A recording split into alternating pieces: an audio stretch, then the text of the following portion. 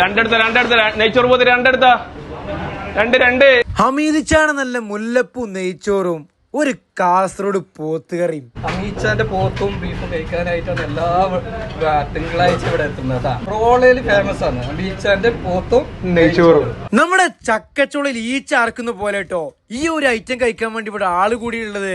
അരിദോശ, ഗോതമ്പോശ, പൊറോട്ട, ചപ്പാത്തി, നെയ്പത്തില്, പുട്ട്, ഹമീച്ചാന്റെ നെയ്ച്ചോറും പോത്തും പറ്റുമ്പോഴൂ അത് തിങ്കളാഴ്ചകളിൽ രാത്രിയിൽ മാത്രം കിട്ടുന്ന ഒരു ഐറ്റം. ആ ഒരു പരിപ്പും വെള്ളം ബീഫും സാലഡും കൂടി കൂട്ടിപ്പിടിച്ചങ്ങോട്ട് കഴിച്ചാണ്ടല്ല അതന്നെ നമ്മുടെ കാസർഗോഡ് മംഗലത്തലേന്ന് പോയൊരു ഫീല്.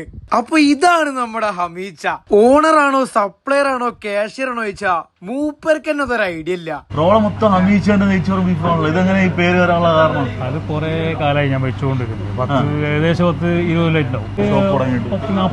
കൊല്ലം 48 കൊല്ലം എങ്ങനെയായിട്ടുണ്ടാവും. പിന്നെ ആ 2 ദിറംസിന്റെ പൊളപ്പൻ ജ്യൂസും കൂടെ അങ്ങോട്ട് ചാമ്പിയിട്ട് ഞങ്ങൾ അവിടുന്ന് ഇറങ്ങി. അപ്പൊ ലൊക്കേഷൻ മറക്കണ്ട, ഷാർജ റോളപ്പള്ളിയുടെ സൈഡിലായിട്ട് വരുന്ന അൽ ഹവാസിന കഫ്തീരിയ.